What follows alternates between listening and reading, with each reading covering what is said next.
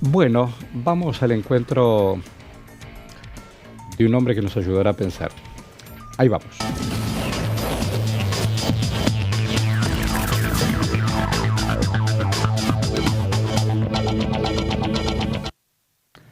Carlos Heller. ¿Cómo va la vida? Buen ¿Qué día. tal? ¿Qué tal?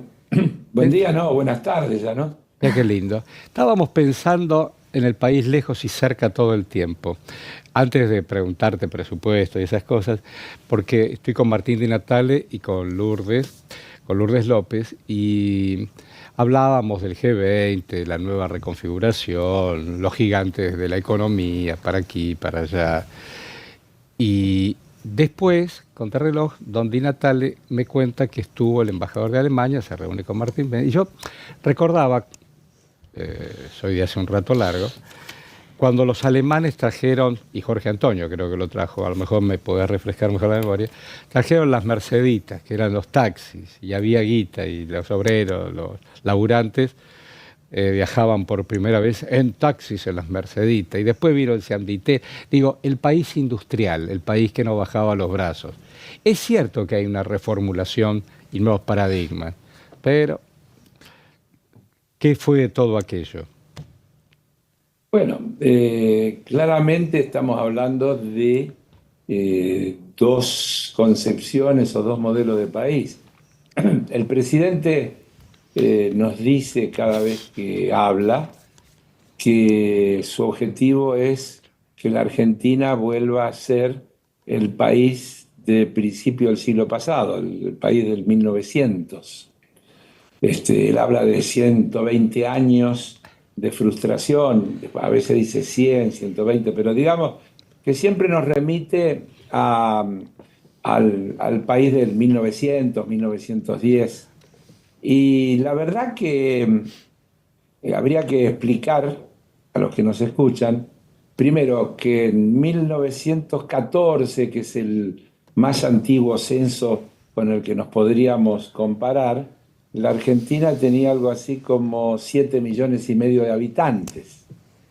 Por lo tanto, cuando uno dice este proyecto le sobran 25 o 30 millones de personas que quiere llevar adelante este gobierno y lo junta con esta idea de volver al 1900, los números dan. Pero además de que era un país de 7,5 millones de personas, con el mismo territorio, con la misma extensión, eh, yo hice un ejercicio que, Horacio, que te invito a que lo hagas. Dale. Entré en inteligencia artificial y le pedí que me digan cómo era la Argentina del 1900, del 1910. Y hacelo, te vas a encontrar con una serie de datos bastante interesantes. Dice que era un país absolutamente primarizado, con una economía Ah, mira. basada en la exportación de productos agrícola-ganaderos, especialmente de carne, que los salarios eran muy malos, que las condiciones de trabajo eran malas, que la legislación que protegía a los trabajadores era casi nula, etcétera, etcétera, etcétera. Entonces, la verdad que yo no quiero volver a ese país y no creo que los argentinos y las argentinas quieran volver a ese país. El país que se construyó a continuación de eso es un país que trató de convertirse en un país con industria, un país que desarrolló una enorme clase media, que creó todo un sistema educativo importante con el desarrollo de las universidades públicas nacionales, un país que le dio importancia al desarrollo de la ciencia y tecnología, etcétera, etcétera, etcétera. Entonces, la verdad que tener como objetivo de país volver a la Argentina del 1900, del 1910 o del 1920, por lo menos desde mi punto de vista, no creo que sea Ahí va, ahí algo va, bueno para los ahí va. argentinos y las argentinas. Ahí Di Heller, Natale y Lourdes quiero hacerte una pregunta. Di Natale, por ¿cómo le favor. va, Martín Natale? ¿Qué tal, Martín? Muy bien. Diputado, ¿nos podría decir en qué situación estamos hoy con respecto al debate de presupuesto 2025? Es decir, si hay posibilidad de algún tipo de acuerdo con el oficialismo, si no hay un acuerdo, ¿en qué situación estaríamos? Es decir, si no hay debate por el presupuesto, ¿qué es lo que van a hacer ustedes? ¿Cómo se para el peronismo, Unión por la Patria, frente a esta situación en la que estamos transcurriendo en estas horas respecto al proyecto de presupuesto 2025?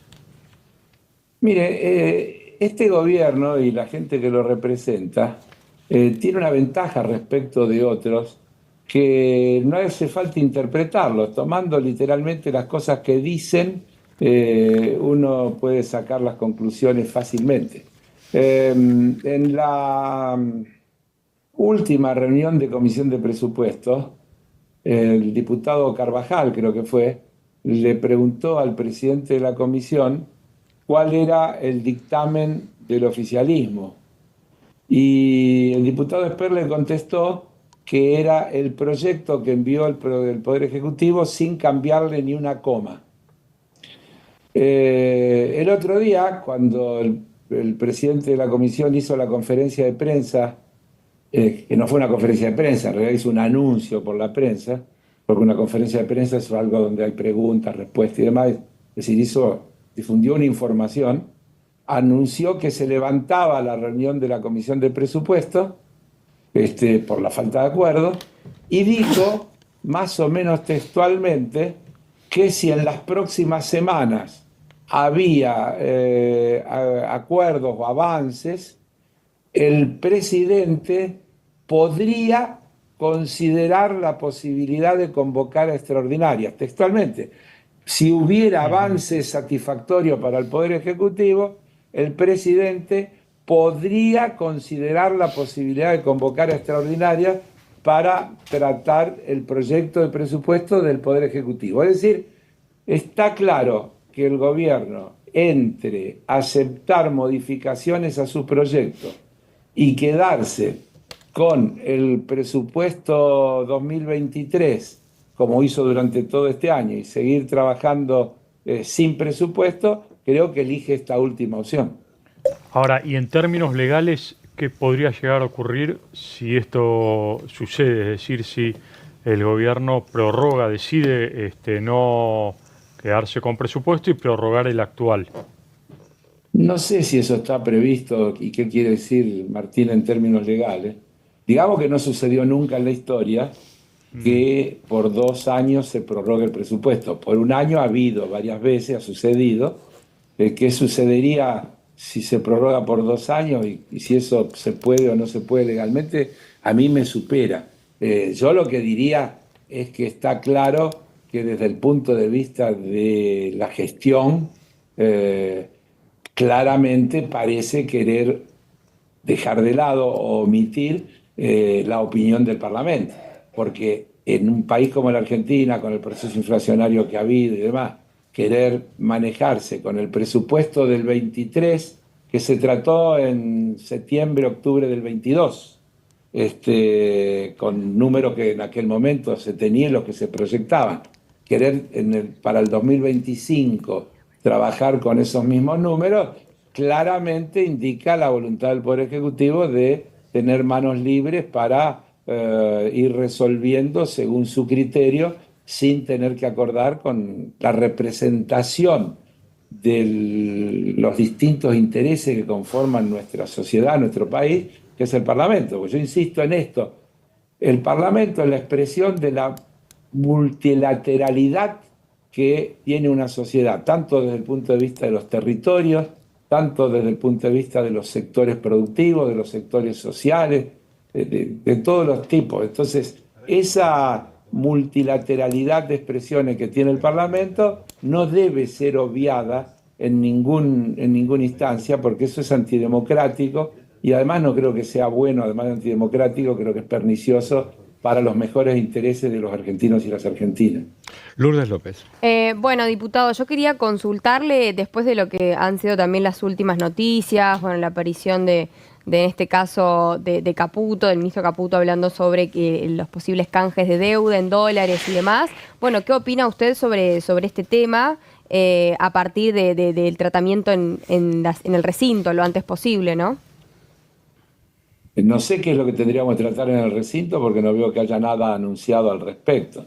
Al revés, el gobierno sacó un decreto que nosotros estamos intentando modificar, para lo cual hemos pedido la convocatoria de una sesión para la semana que viene, Exacto. que es el famoso 846, en el cual el gobierno quiere quedarse con las manos libres para poder negociar, justamente sin tener que darle cuenta al Parlamento y sin tener ningún tipo de límite, como establecía la reglamentación o la ley que este gobierno dejó sin efecto, de que para renegociar una deuda el Poder Ejecutivo tenía que conseguir 2 de 3 mejores condiciones en monto, plazo y tasa. Y también en el decreto pretende obtener la libertad para poder convertir deuda en pesos en deuda en dólares sin tener ningún tipo de limitación. Yo creo que eso es muy peligroso y malo, y creo que todo lo que se hace tratando de obviar el control parlamentario, yo creo que no está bien. Y siempre denota alguna intención no buena, porque si la intención es buena, no debería haber problema en someter el tema a la consideración, al tratamiento del Parlamento. Claro. Por lo tanto, estamos en esta situación. Déjeme decirle una cosa más, Lourdes. No creo que sea una buena noticia para la Argentina que podamos endeudarnos más. Las buenas noticias para la Argentina son cuando nos desendeudemos. El mejor momento de los últimos 40 años lo vivimos cuando, durante la gestión de Néstor Kirchner, se le pagó los 9.000 millones de dólares que se le debía al Fondo Monetario. Y eso permitió todo un periodo de crecimiento de la economía, crecimiento del empleo, crecimiento del valor del salario real, etcétera, etcétera, etcétera, que se revierte en la gestión de Mauricio Macri, y justamente cuando el país entra en este fenomenal endeudamiento que nos tiene atrapados hoy. Y entonces suponer que esto se va a resolver con más deuda, bueno, permítame decirle, no comparto esa visión. Creo que no es una buena noticia, creo que es una mala noticia. Argentina tiene que adoptar un programa de crecimiento de su economía, de tratar de achicar la informalidad en todos los aspectos, de tratar de mejorar los ingresos impositivos, evitando la evasión, la ilusión, la fuga de capital y todos esos fenómenos que tenemos. Fíjese, acaban de blanquear 20 y tantos mil millones de dólares. Antes se fugaron esos.